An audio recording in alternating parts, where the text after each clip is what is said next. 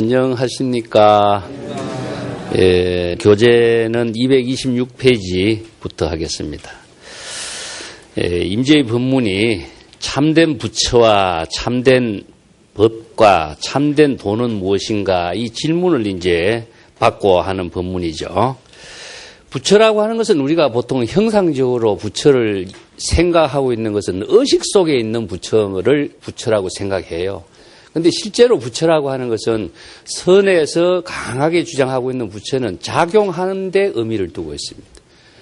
그래서 도라든가 부처라든가 법이라고 하는 것이 고정된 어떤 형태로 있는 건 아니고 자기 자신이 지혜로운 생활하는 것이 바로 부처고 도고 법인 것인데 우리가 도나 부처나 법이 따로 있다고 생각하고 그걸 구하려고 하거든요.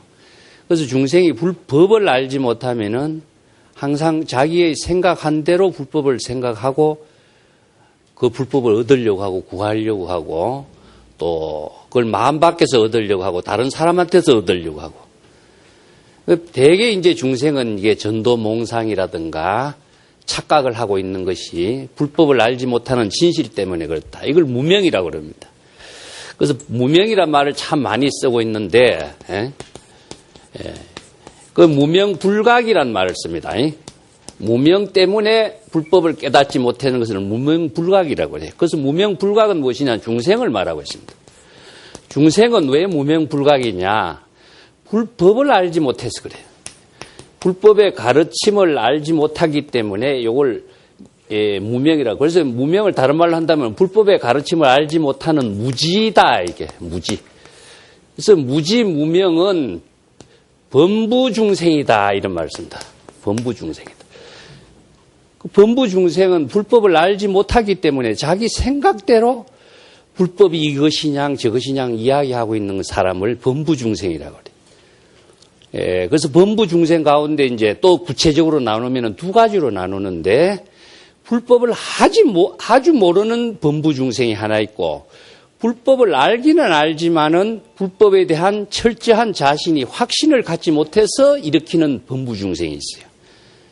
그래서 이제 불법을 전혀 알지 못하는 사람은 불법하고 인연이 없는 범부중생이고 불법을 알면서도 불법의 진실을 바로 알지 못해서 바른 깨달음의 지혜를 자신의 생활 속에서 펼칠 수 있는 능력을 갖추지 못하고 자기 생각대로 불법이 이것이냐 생각하는 사람을 이 또 범부중생이라.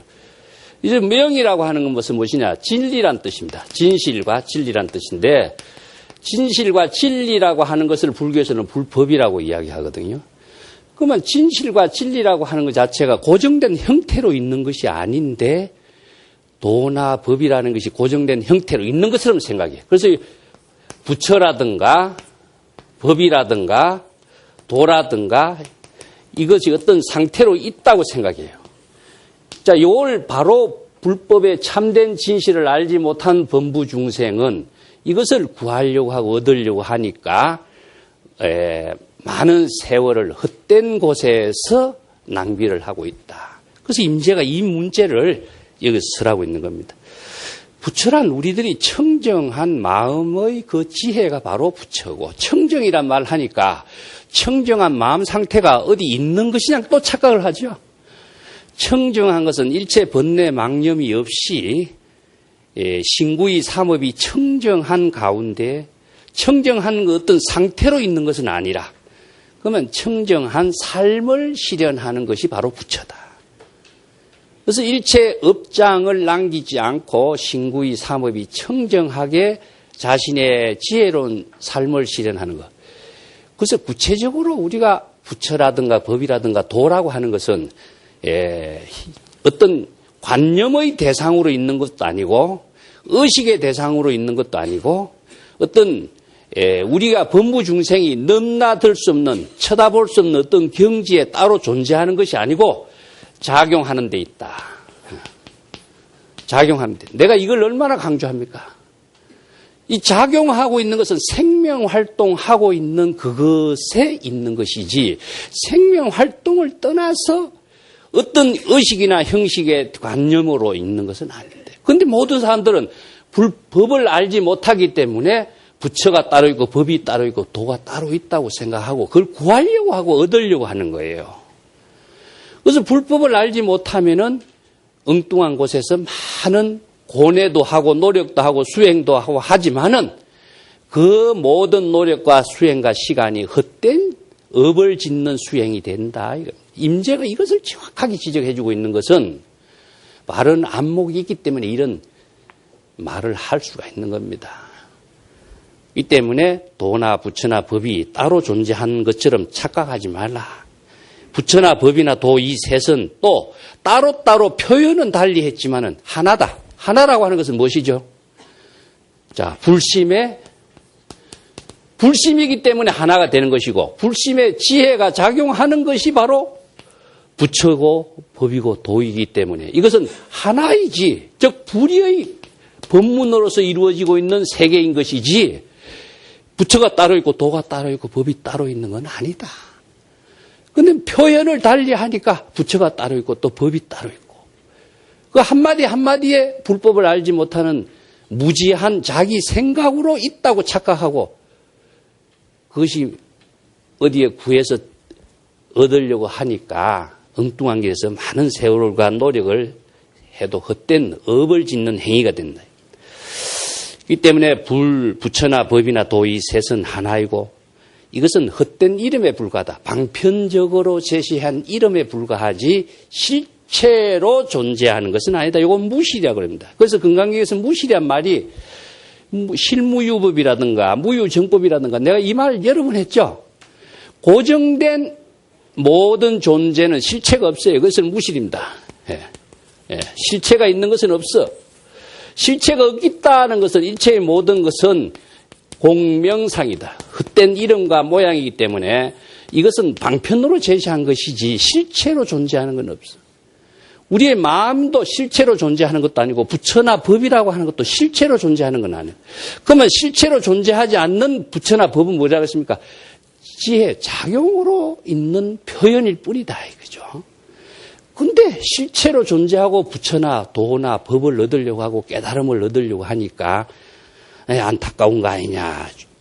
그래서 진정한 수행자라면 한순간 한순간도 자신의 마음의 깨달음의 지혜 작용이 끊어지지 않도록 하는 것이다. 한순간 한순간이라는 것은 제가 다른 말을 한다면 시절 인연이라는 말을 씁니다. 그래서 우리가 물이 흘러가는 것도 한순간 한순간, 우리의 의식도 한순간 한순간 시절 인연에 모든 생각이 이루어지는데 그 생각 하나하나가 자기의 무지와 무명과 착각 속에서 이루어지는 생각은 범부중생이 업을 짓는 생각이고 여법하게 여실하게 삼업이 청정하게 자신의 지금 여기 본분사의 일로 삶을 사는 것은 불심의 지혜로 사는 모습이다. 이것을 이제 다르게 표현한다면은 모든 제법의 실상이라고 해서 일체의 모든 생물이나 존재가 자신의 생명 활동하는데 본분사의 일에 시절 인연의 일을 최선을 다하는 것이지 사과나무가 사과 여는데 최선을 다하지 자기 사과나무가 나는 사과나무요 하면서 남에게 사과나무 과시하기 위해서 사과나무로 살고 있지 않죠. 그와 마찬가지라 나는 나 자신의 본분사로서의 알차고 청정한 업으로서 삶을 사는 것인데 사람은 과시하려고 하고 남에게 잘 보이려고 하고 잘난 체 하려고 하는 이 병 때문에 업을 짓는 부작용이 많다. 그래서 법을 알지 못하면은 자신의 바른 삶을 지혜롭게 하는 삶을 살지 못하고 업을 짓는 중생으로 살아버린다 이겁니다. 제가 얼마 전에 그 양평에 가다 보면은 다산 유적지가 있죠. 다산 유적지에 보면은 그게 이런 글이 있습니다. 그 다산의 유적지에 집을 어떻게 짓냐면은 유예당이라고 지어놨습니다. 유예. 이렇게 지어놨어요. 그래서 왜 저렇게 지었을까? 여러분 이 말 하면은 왜 유예라는 것은 무엇이냐면요. 조심하는 겁니다. 요거 조심하는 거. 이 노자의 15장에 나오는 말입니다. 노자 15장에 나오는 그 고사를 통해서 이 말을 썼는데, 애는 무엇이냐 하면은 살얼음 위를 걸어가는 것을 애라고 그러고, 유라고 하는 것은 무엇이냐 하면은 사방에 적군이 나를 공격하려고 있는 사람이 있는가, 이것을 주의 깊게 살피는 것을 애라고 합니다. 다 요 두 마디를 다른 말 한다면은 우유부단하다는 말이에요, 사실은. 그렇지만은 노자에서 제시하고 있는 고사는 아주 주의 깊게 살아라, 이 말입니다. 그래서 다산을 유예 선생이라고 이렇게 호를 붙이고 살았어요. 그 세상을 살아가는 데는 주의 있게 아주 조심해서 살얼음 위를 걸어가는 것과 같이 이런 삶을 산 사람이 이 다산이라는 인물이에요. 그래서 대표적으로 해서 이 호도 이렇게, 당호도 이렇게 붙이는 거죠. 그래서 노자에 나오는 고사의 그 모습을 갖고 자기가 그러한 삶을 살기 위해서 얼마나 자신을 잘 보살피며 살기 위해서 이런 당호를 써붙이는가 하는 생각이 들어요. 이게 주의를 준다는 것은 뭡니까? 자기 자신이 여법하게, 의미 있게, 착실하게, 청정하게, 헛된 삶을 살지 않는 자신의 모습이 드러나죠. 주의 있게 살지 못하면은 자신이 뭘 하고 있는지 모르고 사는 것이 현대인이나 마찬가지예요. 항상 지금 살피는 겁니다. 이게 우리가 다른 말로 한다면 이게 선의 생활이에요. 예, 자신의 본분사의 시절 인연의 삶을 자신이 모르고 사는 것은 중생이고, 자신의 본분사의 삶을 잘 살펴서 청정하게, 여법하게 자신의 삶을 사는 지혜를 갖고 있으면 바로 우리가 깨달음의 지혜로운 삶을 사는 보살이 되는 거다. 법을 알지 못하면은요, 자신이 바른 삶을 사는 방향을 갖지 못하기 때문에 바른 삶을 살 수가 없다. 자, 달마 대사가 인도에 온 의미를 다시 이야기합니다. 여기서 달마 대사가 인도에서 온 이래로 단지 잘못된 불법의 가르침에 현혹되지 않는 사람을 찾았다. 달마 대사가 왜 중국에 왔느냐? 달마 대사가 중국에 와서 한 일이 무엇이냐? 이 한마디에 있어요. 잘못된 가르침에 현혹되지 않는 사람을 찾았다. 이것을 이제 인혹이라는 말을 씁니다. 인혹이 임재가 이 말을 이제 잘 쓰는 말인데, 인혹과 경혹이란 말을 써요. 임재가 자주 이야기했습니다만은,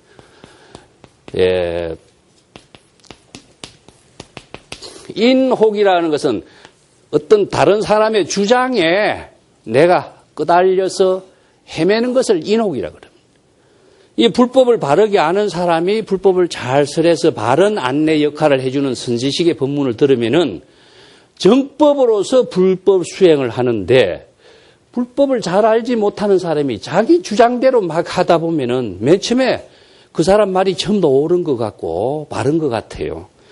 그렇게 가다 보면은 자신이 그 어리석은 삶을 사는 쪽에 홍난을 당하는 거라. 중생의 혹을, 업을 짓는 일에 빠져버리게 되죠.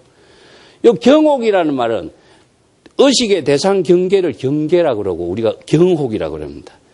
의식의 대상 경계를 갖고 있으면 중생이 돼버려요. 그래서 인혹, 누구의 주장에 끄달려서 내가 헤매는 삶을, 업을 짓는 삶을 인혹이라고 하고, 정법을 알지 못하고 의식 속에서 부처라는 경계, 보살이라는 경계, 깨달음이라는 경계를 가지고 있으면 내가 경혹에 끄달려버려요. 그래서 업을 짓는 중생이 된다. 그런데 이조 해가가 찾아왔을 때에 달마는 한마디에 이가 이조 해가가 깨닫게 되었다. 그래서 비로소 지금까지 헛된 공부했다는 사실을 해가가 알았습니다. 자, 달마가 와서 처음에 중국의 법을 설하고 때까지는 이조 해가가 수행성으로서 많은 선지식을 찾아서 공부를 했는데, 이런 많은 선지식을 찾아다녔던 공부가 헛된 공부라는 사실을 달마를 만나고 나서 비로소 알게 되었다, 이 이야기입니다. 그래서 중국의 선불교의 초조를 달마로 모시는 이유가, 달마 이전에도 부귀 효문제의 절대적인 기회를 받고 효문제의 별장인 숭산 소림사라고 하는 사찰은 부귀효문제의 별장이었습니다. 그런데 서역에서 온 불타선사라고 하는 위대한 고성을 위해서 자기의 별장을 절로 만든 것이 우리가 지금 알고 있는 유명한 숭산소림사라는 절입니다. 그래서 이 불타선사 하의 계목이 불타선사의 제자가 성조라고 하는 인물이 있습니다. 성조라는 인물이 달마하고 그 당시에 쌍벽을 이룬 인물입니다. 그래서 불타선사와 성조가 숭산소림사를 중심으로 해서 달마의 선종이 부흥하기 이전에 중국 불교의 선 하면은 불타선사, 성조. 그래서 불타선사가 성조 보고 총령 이후 파미르 공원 이 동쪽으로 선을 이야기한다면은 성조 그대보다 위대한 사람이 없을 것이다. 이렇게 자기 성조를 인정을 했던 그런 기록이 송고성전에 나옵니다. 근데 성조와 쌍벽을 이룬 인물이 누구라 그 당시 달마라고 하는 인물이에요. 그래서 달마라고 하는 인물이 중국에 성조와 불타선사의 법이 있었는데도 달마와 해가의 법이 왜 여기에서 중국 선불교의 새로운 형태로 주목을 받게 되었느냐 하면은 딱 한 가지입니다. 달마와 해가로부터 전래된 선이 대성선이고, 불타선사와 성주의 선이 전래된 선이 무엇이냐? 소성선이었다. 이게 중국 불교의 대성선을 최초로 펼친 법문을 제시한 사람은 달마다. 그래서 해가가 중국에서 수없이 많은 선지식을 찾아서 불법을 배웠지만은 달마를 만나고 나서부터 진정한 대성의 불법을, 선법을 상승, 개성하게 된 의미를 여기에 두고 있습니다. 그래서 수없이 많은 선지식이 많은데 왜 중국의 선불교에서 달마를 초조로 모시는 이유가 여기 있습니다. 요건 이제 다른 이야기도 많이 나오는데, 소성선이 나쁘다는 선이 아니고 잘못됐다는 선이 아니에요. 내가 이야기 항상 하지만은 불교에서는 나쁘기 때문에 배척해야 되고 좋기 때문에 취사 선택해야 되고 이것은 내가 또 중생이 되는 어리석은 사람이 되기 때문에 그래서는 안 되는 거고 보다 더 좋은 향상의 자신의 삶을 실현할 수 있는 인연을 우리는 만들어가는 것이 참된 불자 수행자의 의미거든요. 그래서 소성선과 대성선은 근기의 문제에 따르고 법이 부분적인 법을 깨달은 것이냐 전체적인 법을 깨달은 것이냐 완전한 청정한 지혜와 공덕을 실현하는 불법이냐 그렇지 못한 불법이냐 이런 의미는 있어요. 그래서 대성불교가 큰 의미를 갖게 된 것은 소성불교나 다른 불교에서 가르침에서 한계성을 갖고 있었던 그 문제까지도 완전히 해소시키면서 완전한 깨달음의 지혜를 제시하고 있는 의미다. 그래서 달마의 입장을 대성벽관, 달마의 그 벽관 바람이란 말 쓰죠. 대성벽관 공업 최고요 이런 말을 그래서 고성전에서 씁니다. 대성선을 펼친 달마의 법문은 공업이 최고다. 지혜와 자비심으로 펼치고 있는 보살도의 정신으로서 최고의 경지의 법문을 펼쳤다. 대성벽관 공업 최고 이런 말씀. 그래서 대성불교의 정신이 달마의 사상에서부터 중국에 새롭게 정착이 됐다. 이 벽관이란 말이 이제 그 달마를 나중에 벽관 바라물이란 말 쓰는데 벽관이란 말을 쓰면은 벽을 향해 앉아 있는 것이 벽관이다. 그렇다면은 앉아서 있는 것이 다 대성선이냐 이런 문제가 나오겠죠. 그래서 면벽 수행을 하는 것이 참선 수행의 본질인 것이라고. 면벽에서 망상 피워도 그럼 참선이 되느냐 이거예요. 그래서 면벽이란 말 자체를 또 잘못 이해해서 앉아 있는 것만이 대성선이라고 생각한다면 이것은 불법을 알지 못해. 자, 이게 우리의 번뇌 망념의 먼지가 마음에 진여의 지혜가 작용할 수 있도록 하기 위해서는 우리가 건축을 지어놓으면 바깥에 풍진이 들어오지 못하도록 벽을 쌓죠. 그럼 우리 집안에서는 어떻습니까? 외부의 모든 비바람과 풍진을 막고 집안에서 청정하고 맑고 좋은 삶을 편안하게 할 수 있는 경지가 되겠죠. 우리의 본래의 청정한 마음이 외부의 경계, 번뇌, 망념에 끄달리지 않고 청정한 지혜가 작용하는 삶을 실현하는 것을 벽관이라고 한다. 이해가 됩니까? 그냥 앉아있는 것이 벽관이라고 한다면은 지혜가 작용하지 않는 앉아있는 생활, 번뇌 망념을 피우는 그 생활 벽관, 이것이 대성선이라고 할 수 있어요. 우리가 침묵이라고 할 적에 내가 자주 이야기했습니다. 가만히 있는 것이 침묵이라고 한다면 그것이 바로 말하지 않는 모습이지 지혜로운 삶의 모습은 아니지 않느냐. 그래서 벽관을 오해하면 안 됩니다. 여기서 대성 벽관이 무엇이냐. 대성의 불법을 일체 번뇌 망념이 나지 않고 청정한 반야의 지혜로 작용하는 선을 펼치는 그 지혜와 자비의 삶의 모습이 최고의 경지에 불법을 펼친 인물이다. 그래서 대성벽관이라는 것이 달마의 중국 불교의 역할한 의미입니다. 그 이제 다음 장이 나오는데 달마가 그러면은 이제 그 달마 이야기를 하니까 어떤 스님이 질문했어요. 228쪽 넘어가 보십니다. 달마가 서쪽에서 넣어지는 그런 무엇입니까? 여하시 달마 설해이란 말 많이 하죠. 이 법문을 잘못 이해하면은요, 보통 사람들은 글자대로 달마가 서쪽에서 온 의미가 무엇이냐 한데 크게 두 가지를 합니다. 하나는 목적의식을 갖고 있어요. 목적의식 무엇이냐? 달마가 해가에게 법을 전하기 위해서 왔다. 인도의 부처님의 법을 중국에 전하기 왔다. 그래서 불법 동점이란 말까지 고집을 피워가면서 주장을 해요. 불법이 동쪽으로 해서 점차적으로 전래됐다 해서 불법 동점이란 말씀입니다. 그 우리나라도 불법이 동점이다 해서 해동은 불법이 오대산에 부처님의 진신사례가 있고 지리산에는 육조 해능 정상에 육조 정상이 봉안되어 있기 때문에 우리나라는 불법이 있는 곳이다. 이런 주장하죠. 이걸 이제 서역의 불교가 중국으로 전래됐다가 점점 동쪽이죠. 서역에서 중국 동쪽으로 다시 신라로 또 동쪽으로 해서 이게 불법이 동쪽으로 점차적으로 전래된 것을 불법 동점이라고 하는데 그러한 사실을 강조하기 위해서 이제 달마 대사가 중국에 온 것이다. 의미가 있겠습니까? 이것은 그렇게 좋게 해석하는 하나의 의미는 있어요. 그렇지만 불법에 대한 진정한 의미는 아니라 요거는 목적의식입니다. 요건 다 목적의식이라. 그러면 달마가 목적의식을 수행하는 사람이라고 한다면 달마가 부처나 보살의 행을 하는 사람이라고 할 수 있느냐? 중생이 돼버려요.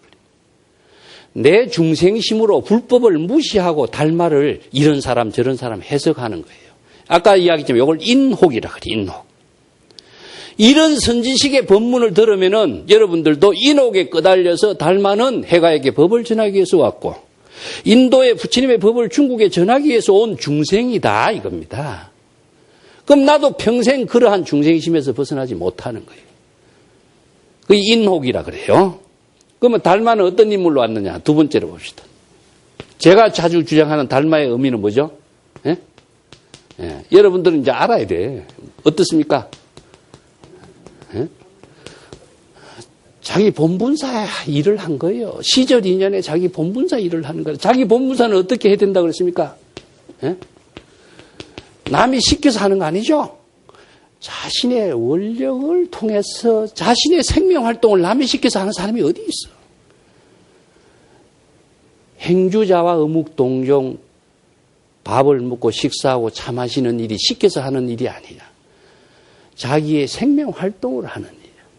이와 마찬가지로 달마가 법을 쓰라는 거, 우리가 법을 쓰라는 거, 여러분들을 위해서 내가 법을 쓰란다 하면 나는 중생밖에 안 돼요. 이것은 내 시절 인연에 지금 내 할 일이다. 이것이 우리가 보살행을 하는 진정한 보살도가 되는 삶이지, 누구를 위해서 내가 보살행을 한다, 누구를 위해서 내가 보시를 했다, 이거는 중생으로서의 업을 짓는 행위지 진정한 보살이겠느냐. 그래서 불법을 알지 못하면은 전부 다 무명불각의 중생이 업을 짓는 사람이 돼요. 진정한 보살행을 하기 위해서는 불법을 알지 못하면은 할 수가 없습니다. 그래서 이 달마가 서역에서 온 뜻이 무엇이냐. 그러니까 임재가 하는 말이, 만약에 어떤 의지가 있다면은 달마는 자기 자신도 구제하지 못할 인간이 되었을 것이다. 자, 여기서 의지가 뭡니까? 의지. 목적의식이죠. 보살행을 하거나 불교행을 하는 사람은 목적의식을 가지면 안 됩니다. 자, 우리가 많이 오해하고 있는 목적의식이 뭐냐. 수행을 왜 합니까? 하면은 깨닫기 위해서, 도를 얻기 위해서. 보살행을 왜 합니까? 중생 구제를 위해서. 그래서 목적의식의 의지의 기본이 무엇이냐? 위해서야. 위해서. 남을 위해서, 누구를 위해서, 이건 전부 다 중생이 업을 짓는 행위다. 이런 사고를 갖고는 불법의 진정한 보살행을 할 수가 없어. 자기 본분사의 생명활동을 할 수가 없어.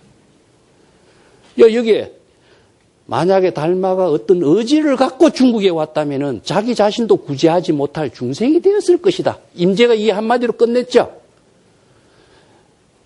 의지가 있다면은 중생이 돼요. 그래서 중생은 의지가 심의식이라고 내가 그랬습니다. 자신의 마음대로 생각하는 거, 자신의 의지대로 생각해버리는 거, 어떤 사량 분별로서 생각해버리는 거, 좋고 나쁘고 차별 분별심으로서 생각하는 것은 다 중생. 요런 중생심을 떨쳐버리고 자기의 진여의 본분사의 생명활동을 하도록 하는 것이 불법의 가르침이기다 하는 겁니다. 그 다음에 또 보겠습니다. 또 질문하기를, 이미 의지가 없었다면 어떻게 그럼 이조해가 있게 이조해가는 불법을, 달마의 불법을 체득할 수가 있겠습니까? 이런 문제가 또 나오죠. 요게 이제 선문답이라. 이 선문답을 통해서 불법의 진술을, 정법의 사상을 바르게 소화를 해야 돼요. 이렇게 끊임없이 대화를 하는 겁니다, 이게 선문답을 통해서, 대화를 통해서 자신의 의문점을 전부 다 해결하도록 해야 돼요.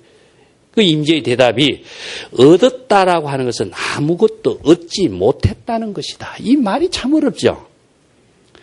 이게 불법을 알지 못하면 이게 이제 어려운 말이다.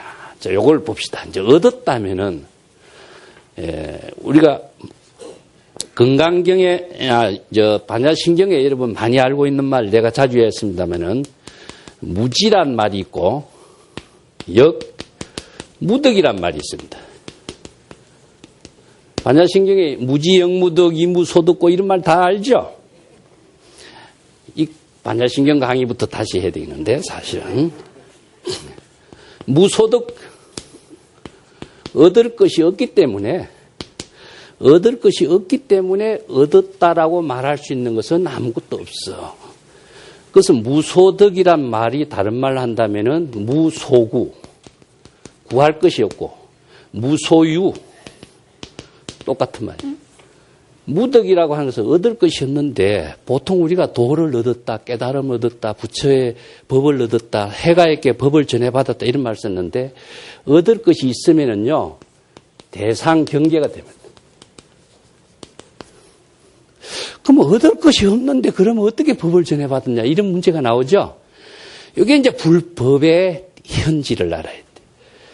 그래서 우리가 얻을 것이 있으면은, 예를 들어서 얻음이 있으면은 중생이 되는 겁니다. 중생이 되는 것은, 얻음이라고 하는 것은 의식의 대상 경계가 되거나 아니면은 집착의 대상 경계를 갖고 만들기 때문에 얻을 것이 있으면은, 자, 그래서 깨달음의 진정한 의미가 여기에 있어요. 불법 수행은 제가 항상 이야기했습니다만은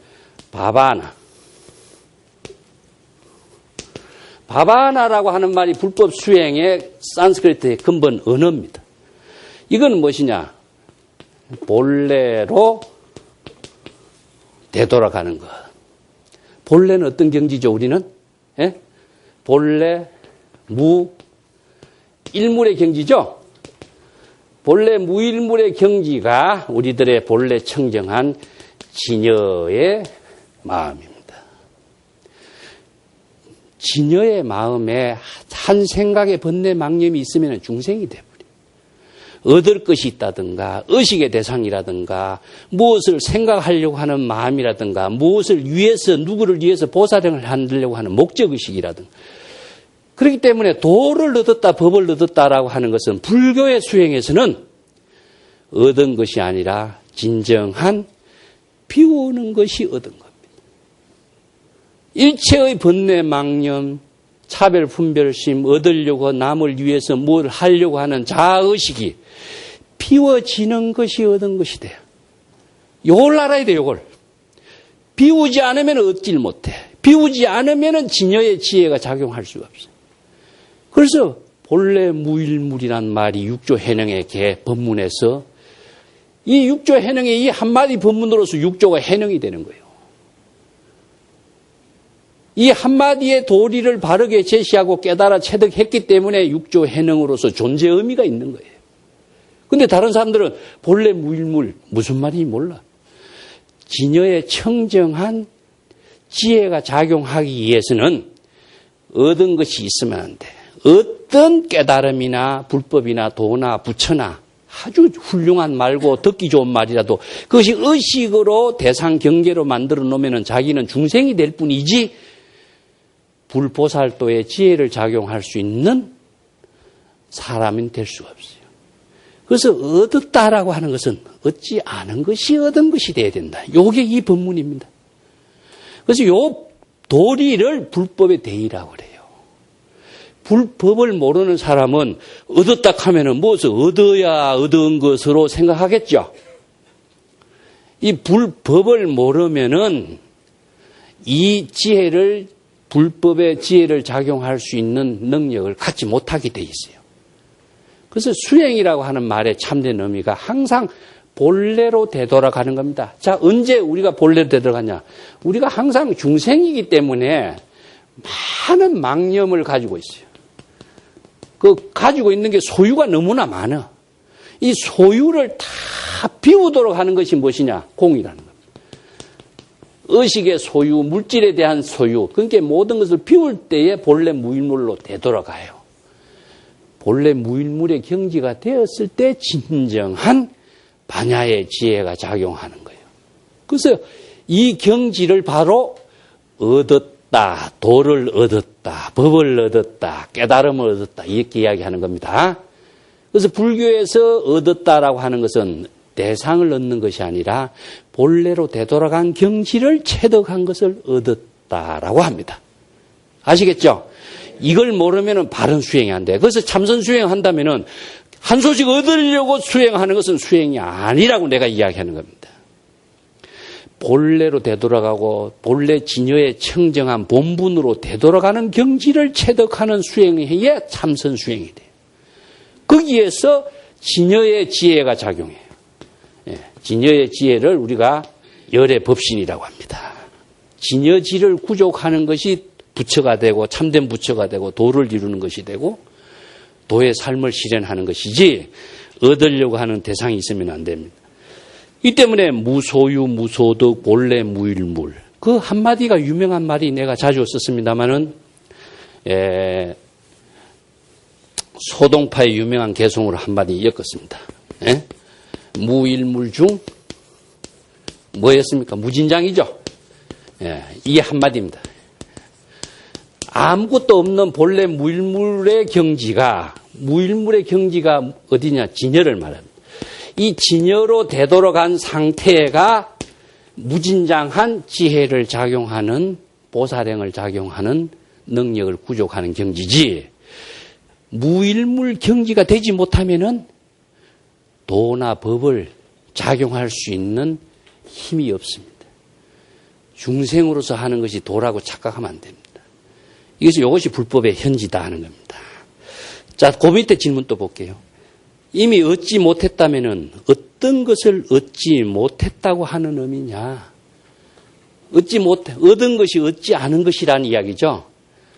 얻었다라고 생각하는 건 중생심이고 얻은 것이 없는 경지를 얻었다라고 하는 것은 바로 불심이 되는 겁니다. 그 임재가 대답하기를 그대들이 일체의 여러 곳을 향해서 불법을 구하는 마음을 쉬지 않고 있기 때문에 조사께서 한심스러운 장부야. 자신의 얼굴을 가지고 있으면서 자신의 얼굴을 또 찾고 있는가 이렇게 말했다. 향해 치우라고 그래요. 마음 밖에서 도를 구하는 것이 중생의 어리석음이라고 그러죠. 그래서 무소유 무소구 아무리 이야기해도 그냥 그렇구나 하고 넘어가요. 그래서 불법 공부를 많이 해도 보면은 우리 학생들에게도 이야기하도록 그렇습니다. 어떤 심리학자들이 그 이야기를 하고 있어요. 예, 전체 학생들 모아놓고 금년 1월 1일부터니까 담배를 끊어라. 그래서 100명이 동참해서 담배를 다 끊는 원력을 세우고 서약을 했어요. 약속을 다 했는데 일주일 후에 보니까 담배를 끊는 사람이 몇 명 될까요? 한 명도 없어.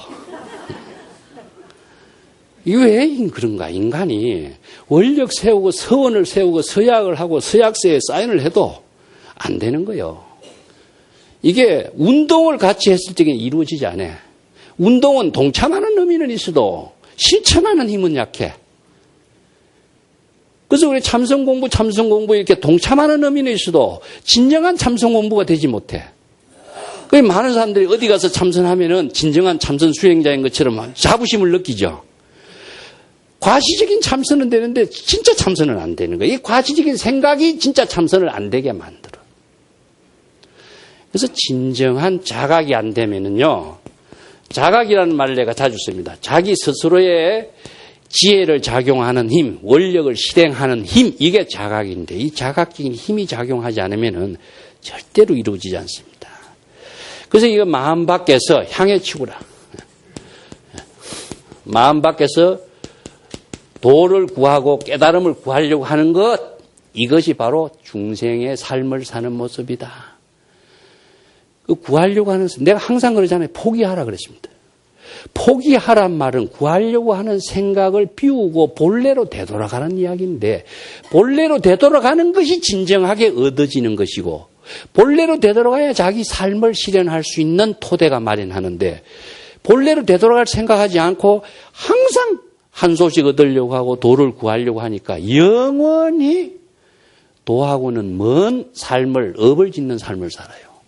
그래서 무조건 나는 포기하라. 포기하라면 어디로 갑니까? 예? 수행의 의미가, 불법 수행의 의미는 포기하랍니다. 포기해야 자기 본래로 되돌아가게 돼 있어요. 본래로 되돌아가야 전체가 보여. 근데 포기하지 않으면은요, 자기가 생각하는 부분만 가지고 모든 것을 보려고 하는 것밖에 안 돼요. 그러다 보니까 착각하고 왜곡하고 잘못된 길에 결정을 내려버려요. 이 중생심으로 부작용이 생기는 것은 포기하지 않는 부작용에서 생기는 업이라. 그래서 이 전체를 포기하라. 포기하면 것은 그 생각에 욕심과 의식을 비우면은 자연히 본래로 되돌아가게 돼 있어요. 참선 수행이 이게 핵심이라. 본래로 되돌아갔을 때에 전체를 보는 안목이 나와요. 이것이 바로 진정한 보살행을, 자기가 업을 짓지 않고 지혜로운 삶으로 보살행을 할 수 있는 삶이 이 길밖에 없게 돼 있어요. 그래서 참선 공부는 이걸 못하면은 참선 공부가 안 됩니다. 도를 실행하는 보살도의 삶도 요 지혜를 작용하는 힘을 갖추지 못하면은 그럴듯하게 보살행을 하는 것 같고 과시적으로는 하는데 실제로는 안 되게 돼 있어요. 그런데 과시적인 삶을 살기 위해서 우리가 자신의 구도적인 삶을 실현하는 사람은 어리석은 사람이에요. 아상인상에서 영원히 벗어나지 못하기 때문에 그렇습니다. 그래서 임재가 그대들이 여러 곳에서 도를 얻으려고 불법을 구하려고 마음을 쉬지 않고 있기 때문에 조사께서 여기 누구냐? 여기 이제 순응경의 이야기입니다. 자신의 얼굴을 가지고 있으면서 자신의 얼굴을 찾고 있다. 이게 연하달다 이야기죠.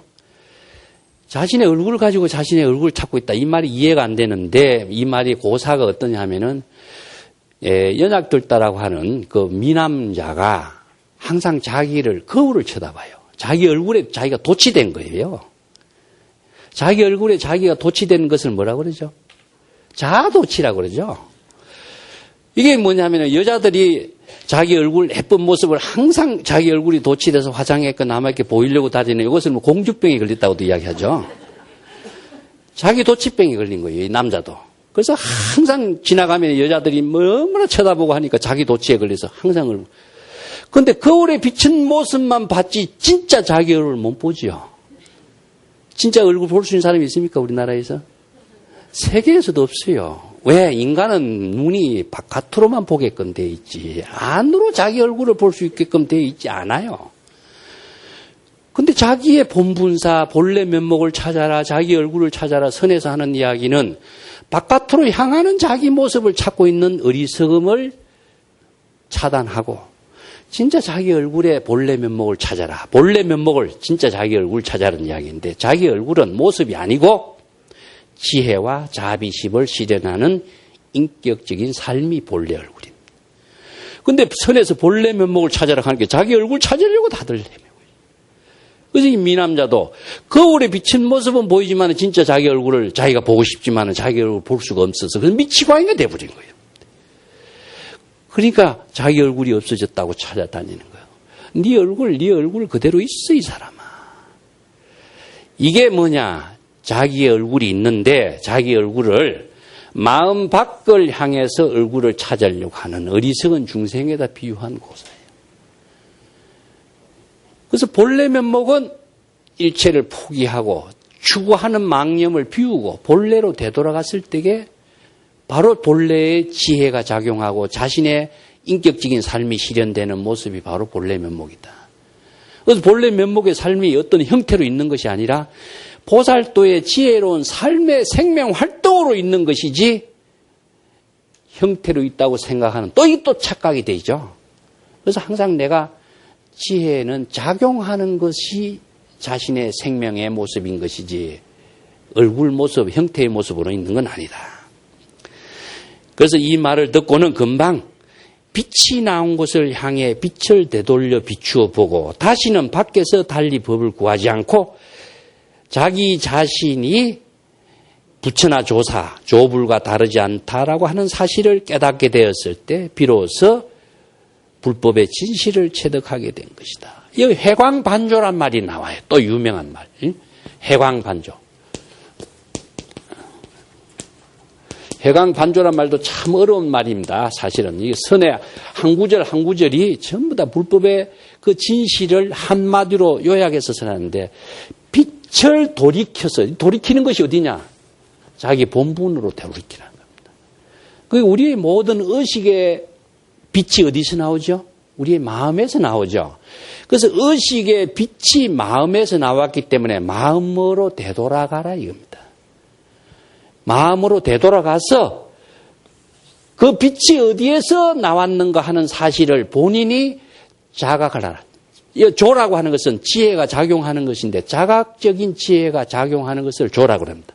그것을 묵조란 말 쓰는데 빛이 지혜가 나온 그 근본, 진여의 지혜가 작용하고 있는 그 근본을 깨닫도록 하는 것이 바로 자신의 청정한 깨달음의 지혜로운 삶이 되는 것이다. 자, 요걸 해광방조라고 하는데 요 문제는 우리가 참선 공부를 통해서 생각하고 자각할 때 이루어집니다. 자, 오늘 이야기는 마치겠습니다.